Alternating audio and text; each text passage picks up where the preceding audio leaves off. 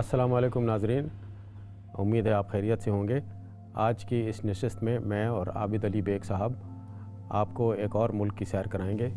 आप हमारे पिछले महाफिल में आपने चंद मुल्कों की सैर की, तो आबिद बेग साहब अस्सलाम वालेकुम। वालेकुम अस्सलाम। आज मैं आपको बजाय इसके कि कोई किसी मखमसे में डालूं कि आप बूझें कि कौन सा सवाल कौन सा मुल्क आप कवर करेंगे या मैं कवर करूंगा, तो क्यों ना मैं आपको ख़ुद एक तजवीज़ करूं कि हमने अफ्रीका कवर कर लिया है, एक मुल्क हमने साउथ एशिया से किया, तो क्यों ना एक मुल्क आज हम साउथ ईस्ट एशिया का ज़रूर जिक्र करें जिसका। और मैं आपको चॉइस देता हूं कि आप या तो फ़िलीपींस के बारे में हमारे नाज़रीन को बताइए, या बराबर में मलेशिया है उसके बारे में बताइए, या आप ख़ुद अपनी मर्ज़ी से कोई ऐसा मुल्क चुन लीजिए जिसके बारे में आप हमें और हमारे नाज़रीन को बहुत ज़्यादा तजस्सुस दिला सकते हैं। देखिए, साउथ ईस्ट एशिया में मैंने तकरीबन क्वार्टर ऑफ सेंचुरी गुजारा है, तो वहाँ के तकरीबन सारे ही ममालिक, सारे इलाके देखे हुए हैं मेरे। मैं आपको आज एक ऐसे मुल्क के बारे में बताता हूँ जिसके बारे में आपने बहुत पढ़ा होगा, बहुत सुना होगा, अखबारों में, ख़बरों में वो मुल्क एक ज़माने में छाया रहता था। वो है वियतनाम। वाह वाह, आपने ज़बरदस्त मुल्क चुना है। इसकी तो बड़ी गहरी तारीख़ है जी, और ऐसी तारीख़ है कि इसने एक सुपर पावर को हराया है। जी जी। वियतनाम, जैसा कि बात हो रही है हमारी कि साउथ ईस्ट एशिया कंट्री है, इसके शुमाल में चीन है, इसके मगरिब में लाओस और कंबोडिया हैं, और इसके जुनूब में समंदर है। यहाँ के साहिल, दरिया और जो बुद्धिस्ट पगोडाज हैं वो बहुत मशहूर हैं। इसकी तारीख़ ये कि ये एक फ्रेंच कॉलोनी था, जी हाँ, फ्रेंच नौआबादी थी, और तकरीबन 19वीं सदी में ये फ्रेंच नौआबादी हुई थी। 1945 में इन्होंने एक तरफ़ा ऐलान आज़ादी किया और एक आज़ादी की जंग शुरू हुई जो बड़ी शदीद जंग थी। 1954 तक इंडो चाइना वॉर के नाम से बड़ी मशहूर वॉर है ये तारीख़ में, और 1945 से ये 1954 तक ये जारी रही। 1954 में जनेवा मुआहदे के तहत इनको एक आज़ादी दी गई, इनको एक मुल्क के तौर पर। लेकिन हुआ ये कि शुमाली वियतनाम और जनूबी वियतनाम के नाम से दो मुल्क वजूद में आ गए, और दोनों आपस में एक दूसरे से शदीद इख्तिलाफात रखते थे नज़रियाती तौर पर। बिल्कुल जैसे कि नॉर्थ कोरिया और साउथ कोरिया हैं आज। शुमाली वियतनाम जो था वो कम्युनिस्ट थे, और जनूबी वियतनाम वाले जो थे वो एंटी कम्युनिस्ट थे, और अमेरिका ने उनकी मदद करना शुरू की उस जंग में जो इन दोनों के दरमियान जारी थी। फिर अमेरिका उसके अंदर पूरी तरह इन्वॉल्व हो गया, और उस खित्ते की जो जंग है वो तारीख़ का एक हिस्सा है। वियतनाम की वॉर की मिसालें दी जाती हैं।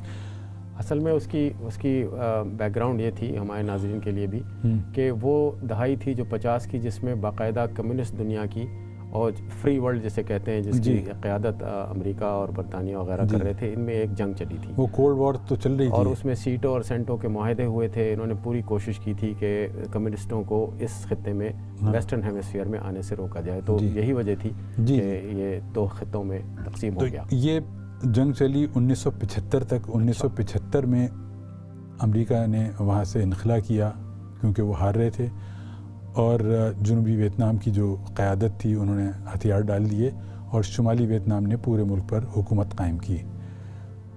अब यह है कि जब दो अलग अलग ममालिक थे तो शुमाली वियतनाम का दारुल हुकूमत था हनोई, और जनूबी वियतनाम का दारुल हुकूमत था साइगोन। साइगोन का अब नया नाम है होचिमिन सिटी, जो कि वहाँ के मशहूर लीडर होचिमिन के नाम पर रखा गया है, और ये वियतनाम का सबसे बड़ा शहर है। और होचिमिन इनका एक तरह से फादर ऑफ द नेशन है होचिमिन।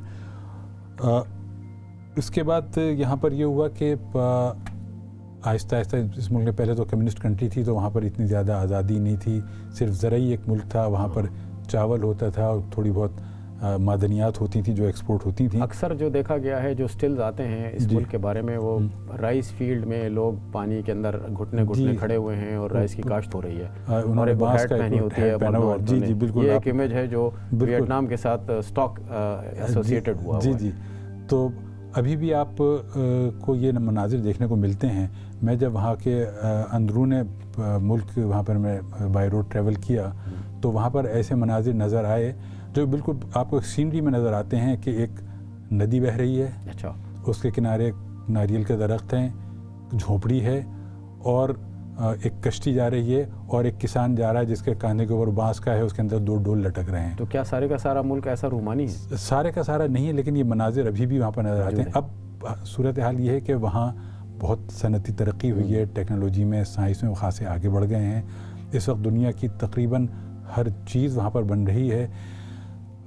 मगरबी दुनिया की तरफ से जो ऑर्डर्स पहले चाइना को जाते थे, अच्छा, गारमेंट्स के, जूतों के, छोटी छोटी चीज़ों के, वो चूँकि अब चाइना थोड़ा सा हाईटेक होता जा रहा है तो वो उन्होंने काम कम कर दिया क्योंकि वहाँ पर अब वेजेस ज़्यादा हो गई हैं। तो वो सारे का सारा काम जो है वो डाउन स्ट्रीम वो वियतनाम में आ गया है। और वियतनाम इस वक्त बड़ी बड़ी दूसरी जो इलाके की इकोनॉमीज़ हैं उनसे कम्पीट कर रहा है इन चीज़ों में। तो लगता है कि आसियान की मेंबरशिप से, जो आसियान के ममालिक हैं साउथ ईस्ट एशिया में, उसमें वियतनाम को काफ़ी फ़ायदा हुआ। जी, काफ़ी फ़ायदा हुआ। उनको कोटाज भी मिले हैं मगरबी ममालिक में एक्सपोर्ट करने के, ड्यूटीज़ भी उनके लिए कम हैं, तो उन्होंने खासी तरक्की की है। इस तरक्की का आप अंदाज़ा इससे लगाइए कि मैं पहली बार जब तकरीबन सन 2005 में वहाँ पर मैं गया तो एयरपोर्ट से निकल के जब मैं जिस जगह मुझे जाना था होटल की तरफ, रास्ते में मोटरसाइकिलों का एक सैलाब। अच्छा। जिस वक्त ट्रैफिक लाइट खुलती थी तो सामने से एक रेला बहता हुआ आता था मोटरसाइकिलों का। यूँ समझिए कि 95% ट्रैफिक जो था वो मोटरसाइकिलों और साइकिलों पर था। 4-5% जो है कहीं आपको कोई बस या कोई कार नज़र आ जाती थी। 2 साल बाद जब मैं वहाँ गया तो ये रेशियो जो है वो तब्दील हो चुकी थी। 95 की जगह तकरीबन 90-85% मोटरसाइकिलें थी, बाकी गाड़ियाँ हो गई थी। फिर मैं जब दोबारा गया तो ये रेशियो जो है 70% पर आ चुकी थी।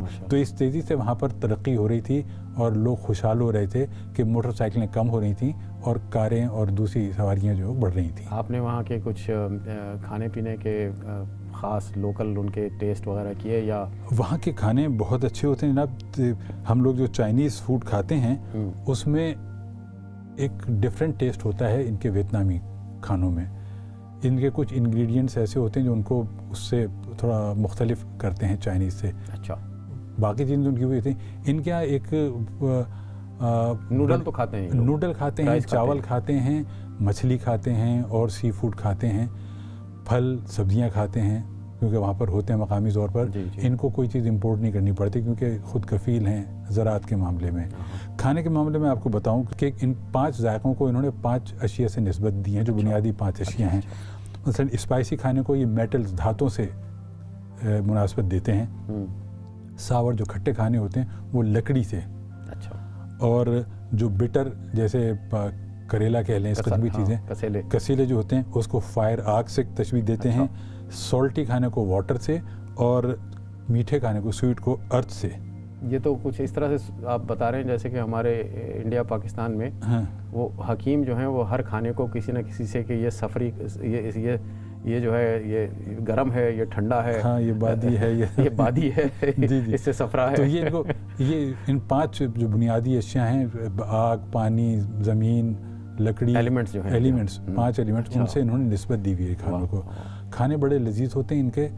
और जो रेस्टोरेंट में मुझे जाना हुआ वहाँ पर जिस वक्त हम खाना खा रहे थे वहाँ पर लाइव वहाँ का म्यूज़िक जो है वो प्ले किया जा रहा था। खाने पे मैं आपको बताता चलूँ, शायद आपको इल्म भी हो कि यहाँ पर हे मार्केट में लंदन में, जो कि पिकाडिली सर्कस के बराबर में है, यहाँ पर एक न्यूजीलैंड हाउस है। अच्छा। अगर आप वहाँ जाएँ नीचे तो उसके करीब में आपको एक तख्ती नज़र आएगी जिसमें लिखा होगा कि यहाँ पर जो वियतनाम का फादर ऑफ द नेशन है, हो ची मिन, उसने एक रेस्टोरेंट में काम किया था। अच्छा। उसकी अभी तक वो तख्ती बताइए साहब, ये तो तारीख़ी चीज़ है कि अब, और उन्होंने इसमें मेरा ख्याल है कोई किसी किस्म की कबाहत महसूस नहीं की होगी। वो हो सकता है अपने ज़माने तालिब इल्मी में यहाँ पर आए हों, काफ़ी लोग आए थे और उन्होंने तालीम हासिल की और इसी तरीके से उन्होंने जाकर अपनी कौम की उन्होंने खिदमत की। एक मैं दिलचस्प वाक़या आपको बताऊँ, वहाँ पर एयरपोर्ट पर जो पेश आया, मैं एक दफ़ा गया तो मेरे साथ मेरे एक कुलीग थे। वहाँ पर ये होता है कि आप अगर किसी कंपनी को विज़िट करें तो एक लेटर इमिग्रेशन को दे देती है और आप वहाँ जाकर बताइए कि उसकी कॉपी दीजिए तो आपको वहीं पर ऑन अराइवल वीज़ा इशू कर देते हैं। आपसे फ़ोटोग्राफ मांगते हैं कि फ़ोटोग्राफ अपनी दे दीजिए। तो मेरे साथी जब वहाँ पर पहुँचे और उनसे फ़ोटोग्राफ मांगी तो अपने बैग टटोलते रहे, अपना वॉलेट टटोलते रहे, उनको तस्वीर नहीं मिली। तो एक बड़ी अजीब सी सिचुएशन आ गई थी और पीछे क्यू लंबी लगी हुई थी और उनके पास तस्वीर नहीं थी। तो इमिग्रेशन ऑफिसर ने बहुत इत्मीनान से उनसे कहा कि आप साइड में तशरीफ़ ले आइए। वो जाकर साइड में खड़े हुए, इमिग्रेशन ऑफिसर अपने हाथ में कैमरा लेकर आया और उसने उनकी तस्वीर खींची और उसकी उनको रसीद दी कि $1 इसकी कीमत है। उनसे $1 लिया, उसी वक्त तस्वीर खींचकर उसने उस फॉर्म के ऊपर लगाई और उनको वीज़ा जारी किया। ये सूरत हाल अगर किसी और मुल्क में पेश आ जाती तो आप सोच सकते हैं कि हो जाता मसला। अच्छा, आपने तारीख़ का जिक्र किया तो वहाँ ज़रूर इस किस्म के म्यूज़ियम्स और इस किस्म के देखने की चीज़ें होंगी जिन्होंने अपनी उस बेटर तारीख़ को प्रिजर्व किया है। जी जी जी जी। हो ची मिन सिटी के पास एक वॉर म्यूज़ियम है। अच्छा। उस वॉर म्यूज़ियम में उन्होंने उस ज़माने की बहुत सारी चीज़ें प्रिजर्व की हुई हैं जो कि ये इनकी लड़ाई 1945 से लेकर 1975 तक चलती रही। 30 साल उनकी जंग रही। पहले वो आज़ादी की जंग थी, उसके बाद फिर उनकी आपस में जंगी थी। उस वॉर म्यूज़ियम में उन्होंने तस्वीरें लगाई हुई हैं, ये जो वियतनाम वार जो मशहूर है 60s और 70s की, बड़े बड़े तस्वीरें उन्होंने लगाई हुई हैं। जाने जाए हुई, बहुत बेशुमार जाने जाए हुई थी। और उसमें उन्होंने उनकी डिस्क्रिप्शन लिखा हुआ है कि किस मौके की तस्वीर है और किस साल की तस्वीर है। एक फ़िल्म भी है किलिंग फील्ड्स के नाम से, जो जी जी, वो मैं उसकी तरफ आता हूँ, किलिंग फील्ड की तरफ मैं आता हूँ। इस म्यूज़ियम में मैंने देखा कि बेशुमार अमेरिकन टूरिस्ट आए हुए थे। अच्छा। और ख़ासी उम्र के वो लोग थे।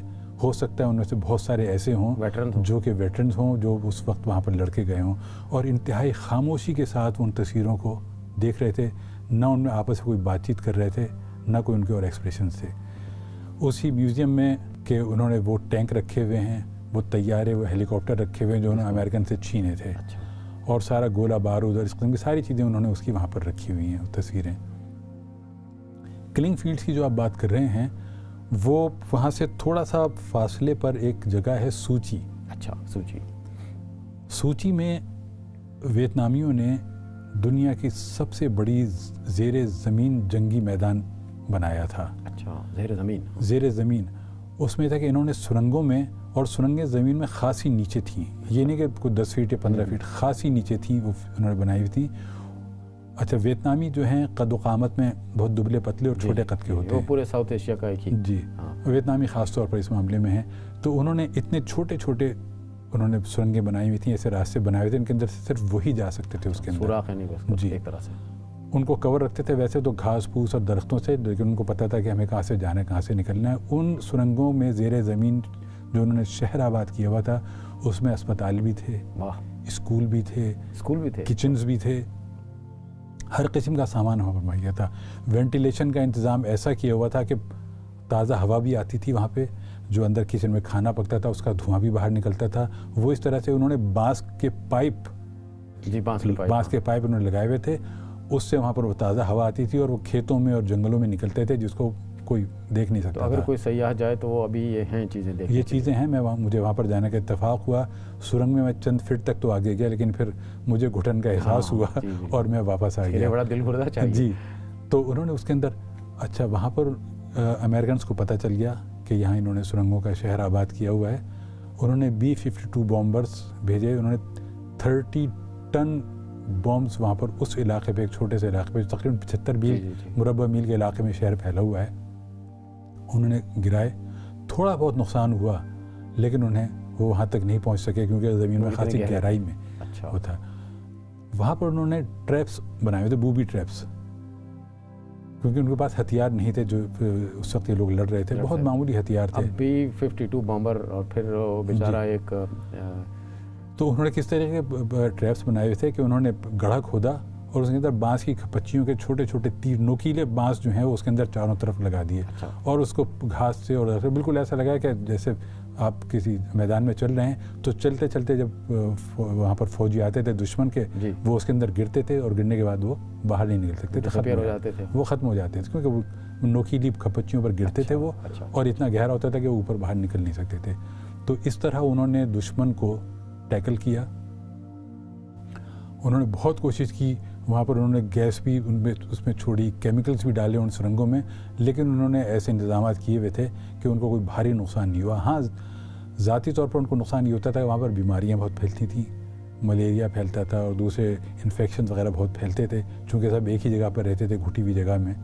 लेकिन ये कि उन्होंने इस तवील अरसे तक उसको बरकरार रखा और बिलाखिर वो फतह की तरफ गामजन हुए और उन्हें फतह मुझे तो आपकी ये बात सुन के ऐसे लग रहा है कि देखिए, इंसान की जो विल है, जो विल पावर है, वो इतनी स्ट्रांग है कि अगर आप अमरीकी जो 7 फुट और 6 फुट से तो कम होता ही नहीं है एवरेज अमरीकी, और वो भी अगर फ़ौजी हो उसके मुकाबले में, जैसे आप कह रहे हैं कि ये छोटे कदोकाल के लोग थे, लेकिन ये एक विल पावर होती है और शायद अपने मुल्क के लड़ने के लिए एक जज्बा होता है कि पहले फ्रांसीसियों के साथ उन्होंने जंग आज़ादी लड़ी, और ये फ्रांसीसियों का भी एक खासा रहा है कि उन्होंने अंग्रेज़ों की तरह अपनी कॉलोनीज़ को आसानी से आज़ादी नहीं दी। अल्जीरिया में भी इसी तरह जंग हुई, हालांकि अंग्रेज़ों ने तो एक बाकायदा एक कॉन्स्टिट्यूशनल प्लान के तहत अपनी नौबतियों को छोड़ा।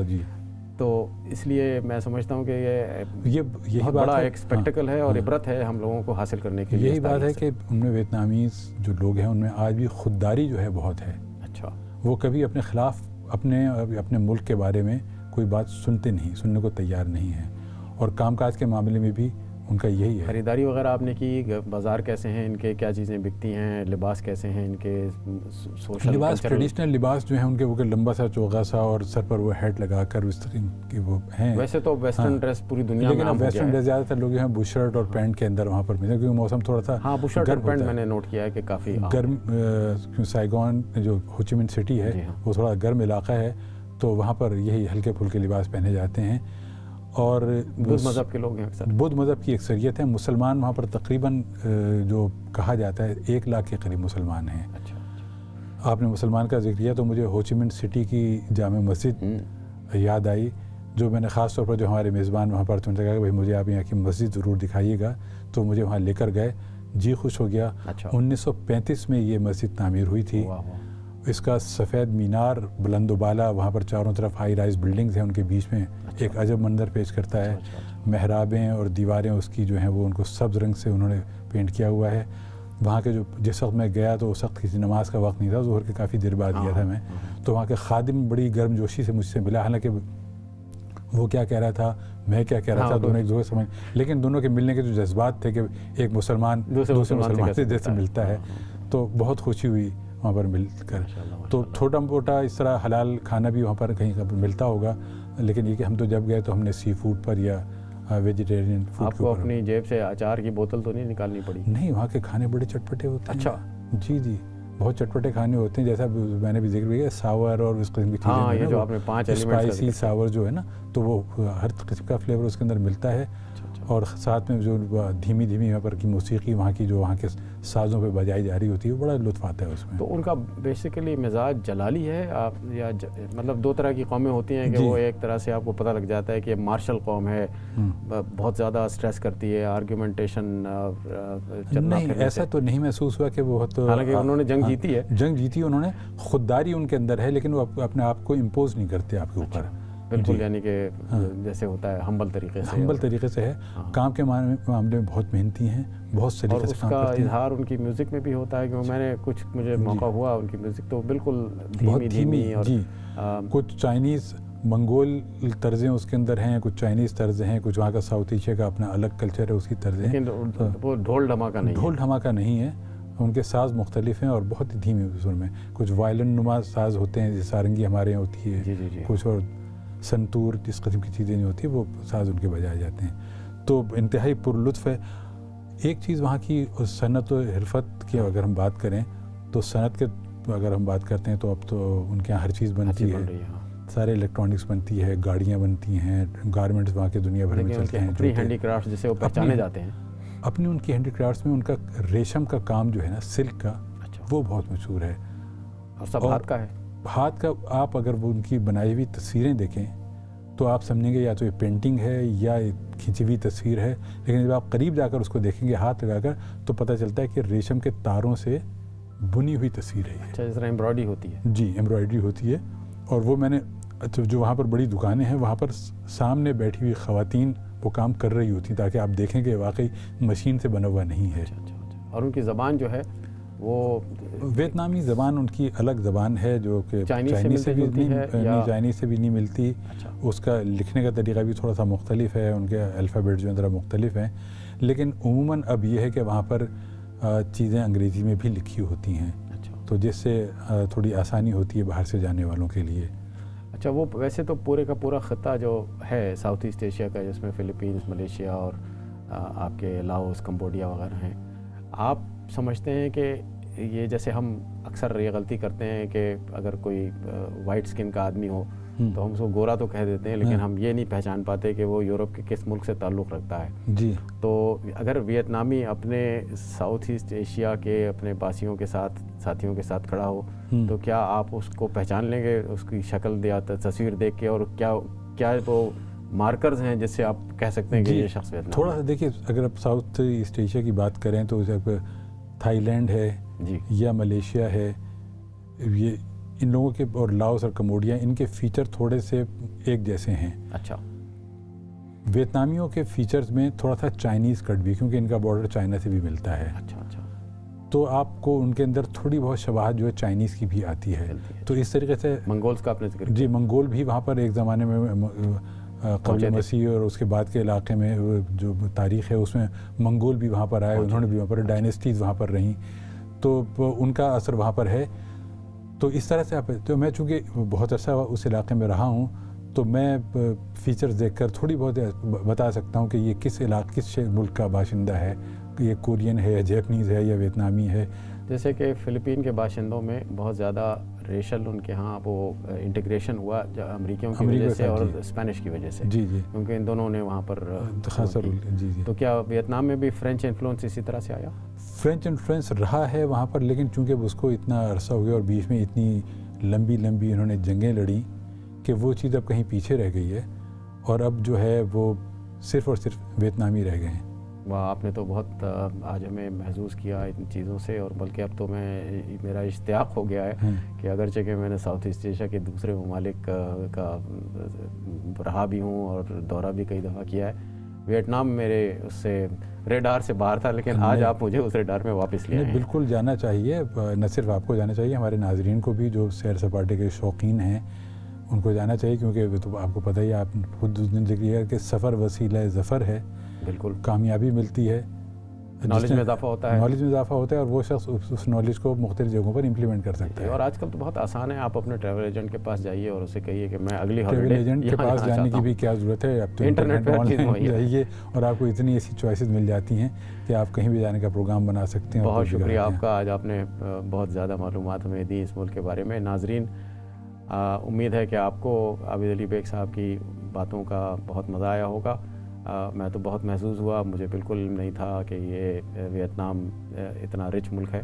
तो उम्मीद करता हूँ कि आप को पसंद आया होगा, और आप हमें अपनी आरा से आगाह करते रहिएगा। ये जो ईमेल आपके सामने नज़र आ रही है, इस पे अपनी फ़ीडबैक ज़रूर दीजिए। मैं और आबिद अली बेग साहब कोशिश करेंगे कि हम आपकी उम्मीदों के मुताबिक उन कंट्रीज़ तक ले जा पाएँ, और अगर आपके सवालात हैं तो उसके जवाब भी दें। तो उम्मीद है कि आपको ये प्रोग्राम पसंद आया होगा। आपकी तवज्जो का बहुत बहुत शुक्रिया।